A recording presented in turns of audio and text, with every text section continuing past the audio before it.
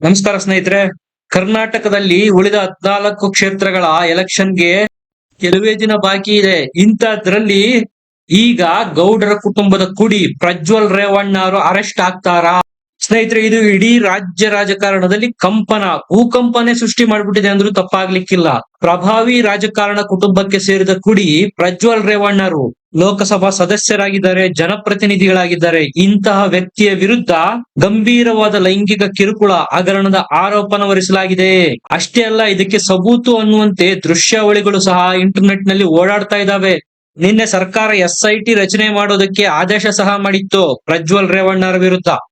ಸ್ನೇಹಿತರೆ, ಪ್ರಜ್ವಲ್ ರೇವಣ್ಣ ಅವರು ಅರೆಸ್ಟ್ ಆಗೋದು ಹೆಚ್ಚು ಕಡಿಮೆ ಫಿಕ್ಸ್ ಆಗಿಬಿಟ್ಟಿದೆ. ಇವತ್ತೇ ಅರೆಸ್ಟ್ ಮಾಡಲಾಗುತ್ತೆ ಅಂತ ಬಹಳಷ್ಟು ಮೂಲಗಳಿಂದ ಮಾಹಿತಿ ಲಭ್ಯ ಆಗ್ತಾ ಇದೆ. ಈ ಎಲ್ಲದರ ಬಗ್ಗೆ ಮಾಹಿತಿ ಕೊಡ್ತೀನಿ. ದಯಮಾಡಿ ನಮ್ಮ ಚಾನೆಲ್ ನ ಸಬ್ಸ್ಕ್ರೈಬ್ ಮಾಡಿ, ವಿಡಿಯೋನ ಲೈಕ್ ಮಾಡಿ, ಶೇರ್ ಮಾಡಿ. ಸ್ನೇಹಿತರೆ, ಇದು ಕಳೆದ 3-4 ದಿನಗಳಿಂದ ಹರಿದಾಡ್ತಾ ಇತ್ತು. ಯಾವುದೇ ಮಾಧ್ಯಮದಲ್ಲಿ ಇದು ಪ್ರಸಾರ ಆಗಿರ್ಲಿಲ್ಲ. ನಾವು ಸಹ ಇದು ಅಧಿಕೃತವಾಗಿ ಪ್ರಸಾರ ಆಗ್ಲಿ, ಅಧಿಕೃತವಾಗಿ ದೃಢಪಡ್ಲಿ, ಅಲ್ಲಿಯವರೆಗೂ ಯಾವುದೇ ರೀತಿಯ ಅವಸರ ಪಡೋದು ಬೇಡ ಅಂತಿದ್ವಿ. ಈಗ ಸ್ವತಃ ಖುದ್ದು ಸಿದ್ದರಾಮಯ್ಯನವರೇ ಟ್ವೀಟ್ ಮಾಡೋ ಮೂಲಕ ಇದು ನಿಜ ಅನ್ನೋದನ್ನ ಖಚಿತಪಡಿಸಿದ್ದಾರೆ. ಅಂದ್ರೆ SIT ತನಿಖೆಗೆ ಆದೇಶ ಮಾಡಿದ್ದಾರೆ. ಊಹಾಪೋಹಗಳು ನಿಜ, ನಮ್ಮ ಕಿವಿಗೂ ಬಿದ್ದಿದೆ, ಇದು ಸರ್ಕಾರದ ಕಿವಿಗೂ ಬಿದ್ದಿದೆ. ಅದನ್ನ ಗಂಭೀರವಾಗಿ ಪರಿಗಣಿಸಲಾಗಿದೆ. ಹಾಗಾಗಿ SITಗೆ ತನಿಖೆ ವಹಿಸಲಾಗಿದೆ. ಅವರು ಪ್ರಕರಣವನ್ನು ತನಿಖೆ ಮಾಡ್ತಾರೆ ಅಂತ ಖುದ್ದು CM ಸಿದ್ದರಾಮಯ್ಯನವರೇ ಟ್ವೀಟ್ ಮಾಡಿದ್ದಾರೆ. ಸ್ನೇಹಿತರೆ, ಈ ಗೌಡರ ಕುಟುಂಬದ ಕುಡಿ ಪ್ರಜ್ವಲ್ ರೇವಣ್ಣ ಅವರು ಎಸಗಿರ್ತಕ್ಕಂಥ ಕೃತ್ಯ ಇದೆಯಲ್ಲ, ಅದು ಸಹಿಸಲು ಅಸಾಧ್ಯ. ಎಂತ ವಿಕೃತವಾದ ಕೆಲಸ ಮಾಡಿದಾನೆ ಈತ ಅಂದ್ರೆ ನಮಗೆ ಎಕ್ಸ್ಪ್ಲೈನ್ ಮಾಡೋದಕ್ಕೂ ನಾಚಿಕೆ ಅನ್ಸುತ್ತೆ. ಇಂತಹ ವಿಕೃತ ಕಾಮ ಪಿಶಾಚಿನ ಈತ. ಈಗ ಸ್ವತಃ ಸಂತ್ರಸ್ತರು ಯಾರು ಈತನ ಕೂಪಕ್ಕೆ ಬಿದ್ದು ನಲುಗಿ ಹೋಗಿದ್ರು ಅಂತಹ ಮಹಿಳಾ ಸಂತ್ರಸ್ತರೇ ಈಗ ಮಹಿಳಾ ಆಯೋಗಕ್ಕೆ ದೂರು ಕೊಟ್ಟಿದ್ದಾರೆ. ಅವರು ಒಬ್ಬೊಬ್ಬರಾಗೆ ಮೀಡಿಯಾ ಮುಂದೆ ಬಂದು ಇಂಟರ್ವ್ಯೂಗಳನ್ನ ಕೊಡೋದಕ್ಕೆ ಶುರು ಮಾಡಿದ್ದಾರೆ. ಈತನ ಬಣ್ಣನ ಬಯಲು ಮಾಡೋದಕ್ಕೆ ತಮಗಾದ ಅನ್ಯಾಯನ ವಿವರವಾಗಿ ಬಿಚ್ಚಿಟ್ಟು ಈತನ ಬಣ್ಣನ ಈಗ ಒಂದೊಂದಾಗಿ ಬಯಲುಗೆಳಿತಾ ಇದ್ದಾರೆ. ಹೆಚ್ಚು ಕಡಿಮೆ ಪ್ರಜ್ವಲ್ ರೇವಣ್ಣರ ವಿರುದ್ಧ FIR ಆಗುವುದು ಪಕ್ಕಾ ಆಗಿದೆ. ಲೈಂಗಿಕ ದೌರ್ಜನ್ಯ ಎಸಗಿದ್ದಾರೆ ಅನ್ನುವ ಪ್ರಕರಣಕ್ಕೆ ಸಂಬಂಧಪಟ್ಟಂತೆ.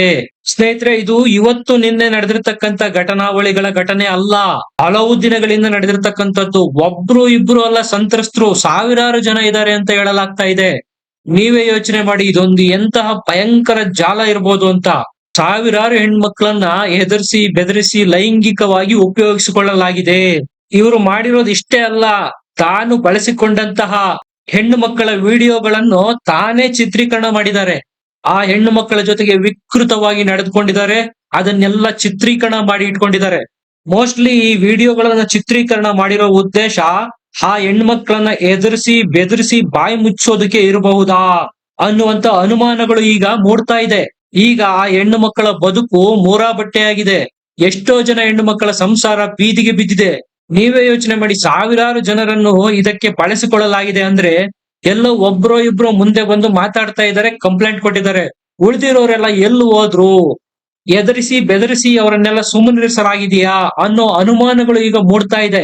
ಸ್ನೇಹಿತರೆ, ಇಂಥ ದೃಶ್ಯಗಳನ್ನ ನಾವು ಇಂಗ್ಲಿಷ್ ಅಥವಾ ಹಿಂದಿ, ತೆಲುಗು ಸಿನಿಮಾಗಳಲ್ಲಿ ಬರ್ತಾ ಇರ್ತಕ್ಕಂಥ ಸೈಕೋ ಥ್ರಿಲ್ಲರ್ ಸಿನಿಮಾಗಳಲ್ಲಿ ನೋಡ್ತಾ ಇದ್ವಿ. ಈಗ ನಿಜ ಜೀವನದಲ್ಲೇ ಅದು ಪ್ರಭಾವಿ ರಾಜಕಾರಣಿ ಕುಟುಂಬಕ್ಕೆ ಸೇರಿರ್ತಕ್ಕಂಥ ಕುಟುಂಬದ ಕುಡಿನೇ ಮಾಡಿರ್ತಕ್ಕಂಥದ್ದು ಇಡೀ ದೇಶನೇ ಬೆಚ್ಚಿ ಬೀಳಿಸ್ತಾ ಇದೆ. ಸ್ನೇಹಿತರೆ, ಸದ್ಯದ ಮಟ್ಟಿಗೆ ಈ ಪ್ರಕರಣದಲ್ಲಿ ಪ್ರಜ್ವಲ್ ರೇವಣ್ಣ ಅವರು ತಪ್ಪಿಸಿಕೊಳ್ಳೋದು ಅಸಾಧ್ಯ. ತನಿಖೆಯನ್ನು ಎದುರಿಸಲೇಬೇಕಾಗುತ್ತೆ. ತಪ್ಪಿತಸ್ಥರು ಅಂತ ಕಂಡು ಬಂದ್ರೆ ಅವರಿಗೆ ತಕ್ಕ ಶಿಕ್ಷೆ ಆಗ್ಲೇಬೇಕಾಗುತ್ತೆ. ಸ್ನೇಹಿತರೆ, ಅವರ ವಿರುದ್ಧ ಇರತಕ್ಕಂತ ಎವಿಡೆನ್ಸ್, ಎಲೆಕ್ಟ್ರಾನಿಕ್ ಎವಿಡೆನ್ಸ್ಗಳು, ಅದು ನೀವು ಹೇಳ್ಬೋದು ಮಾರ್ಫ್ ಮಾಡಿರ್ಬೋದು ಅಂತ, ಆದ್ರೆ ಅದು ತನಿಖೆ ಆದ್ಮೇಲೆ ಗೊತ್ತಾಗುತ್ತೆ ಅದರ ಅಸಲಿಯತ್ತೇನು ಅಂತ. ಮೇಲ್ನೋಟಕ್ಕಂತೂ ಪ್ರಜ್ವಲ್ ರೇವಣ್ಣ ಅವರು ಇದರಲ್ಲಿ ಇನ್ವಾಲ್ವ್ ಆಗಿರುವುದು ಸ್ಪಷ್ಟವಾಗಿ ಕಾಣ್ತಾ ಇದೆ. ಆಲ್ಮೋಸ್ಟ್ ಅಲ್ಲಿ ಇವತ್ತು ಅವರ ವಿರುದ್ಧ ಪ್ರಕರಣ ದಾಖಲಾಗುತ್ತೆ, FIR ಆಗುತ್ತೆ.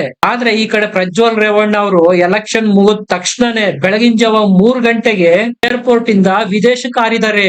ಹೆಚ್ಚು ಕಡಿಮೆ ಪರಾರಿಯಾಗಿದ್ದಾರೆ ಅಂತಾನೆ ಹೇಳ್ಬಹುದು. ಕೆಲವು ಮೂಲಗಳ ಪ್ರಕಾರ ಅವರು ಜರ್ಮನಿ ದೇಶಕ್ಕೆ ಹಾರಿದ್ದಾರೆ ಅಂತ ಹೇಳಲಾಗ್ತಾ ಇದೆ. ಹೆಚ್ಚು ಕಡಿಮೆ ನಾನು ಅರೆಸ್ಟ್ ಆಗ್ತೀನಿ ಅಂತ ಗೊತ್ತಾದ ತಕ್ಷಣ ಪ್ರಜ್ವಲ್ ರೇವಣ್ಣ ಅವರು ಗಂಟು ಮೂಟೆ ಕಟ್ಕೊಂಡು ವಿದೇಶಕ್ಕೆ ಪರಾರಿಯಾಗಿದ್ದಾರೆ. ನೋಡಿ, ಮಹಿಳಾ ಪರ ಸಂಘಟನೆಗಳು ಹೋರಾಟ ಮಾಡ್ತಾ ಇದ್ದಾರೆ, ಇವತ್ತೇ ಪ್ರಜ್ವಲ್ ರೇವಣ್ಣರನ್ನ ಅರೆಸ್ಟ್ ಮಾಡಬೇಕು ಅಂತ. ಸ್ನೇಹಿತರೆ, ಕರ್ನಾಟಕದಲ್ಲಂತೂ ಕಾಂಗ್ರೆಸ್ಗೆ ಇದು ಬಯಸದೇ ಬಂದ ಭಾಗ್ಯ.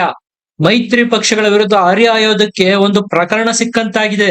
ಇಷ್ಟೊಂದೆಲ್ಲ ಸಾಕ್ಷಿಗಳು, ಎಲೆಕ್ಟ್ರಾನಿಕ್ ಎವಿಡೆನ್ಸ್ಗಳು ಕಣ್ಣು ಮುಂದೆನೆ ಇರುವಾಗ ಇನ್ನು ಯಾಕೆ ಪ್ರಜ್ವಲ್ ರೇವಣ್ಣರನ್ನ ಬಂಧನ ಮಾಡಿಲ್ಲ ಅನ್ನೋದು ಈಗ ಸಹಜವಾಗಿ ರಾಜ್ಯದ ಜನ ಕೇಳ್ತಾ ಇರೋ ಪ್ರಶ್ನೆ. ಇದು ಬಿಜೆಪಿಗರನ್ನು ಸಹ ಈಗ ಮುಜುಗರಕ್ಕೀಡು ಮಾಡಿದೆ ಅಂದ್ರೂ ತಪ್ಪಾಗಲಿಕ್ಕಿಲ್ಲ. ಸ್ನೇಹಿತರೆ, ಇದ್ರ ಬಗ್ಗೆ ನಿಮಗೇನನ್ಸುತ್ತೆ? ಪ್ರಜ್ವಲ್ ರೇವಣ್ಣ ಅವರನ್ನು ಆದಷ್ಟು ಬೇಗ ಬಂಧನ ಮಾಡಬೇಕು, ಸಂತ್ರಸ್ತ ಮಹಿಳೆಯರಿಗೆ ನ್ಯಾಯ ದೊರಕಿಸಿಕೊಡ್ಬೇಕು, ಅವರು ತಪ್ಪು ಮಾಡಿದ್ದೇ ಆದ್ರೆ ಶಿಕ್ಷೆ ಆಗಬೇಕು. ನಿಮ್ಮ ಅನಿಸಿಕೆ ಅಭಿಪ್ರಾಯಗಳನ್ನು ಕಮೆಂಟ್ ಸೆಕ್ಷನ್ ಅಲ್ಲಿ ಬರೆದು ತಿಳಿಸಿ. ವಿಡಿಯೋನ ಲೈಕ್ ಮಾಡಿ, ಶೇರ್ ಮಾಡಿ, ನಮ್ಮ ಚಾನೆಲ್ ನ ಸಬ್ಸ್ಕ್ರೈಬ್ ಮಾಡಿ. ಮತ್ತೆ ಸಿಗೋಣ. ನಮಸ್ಕಾರ.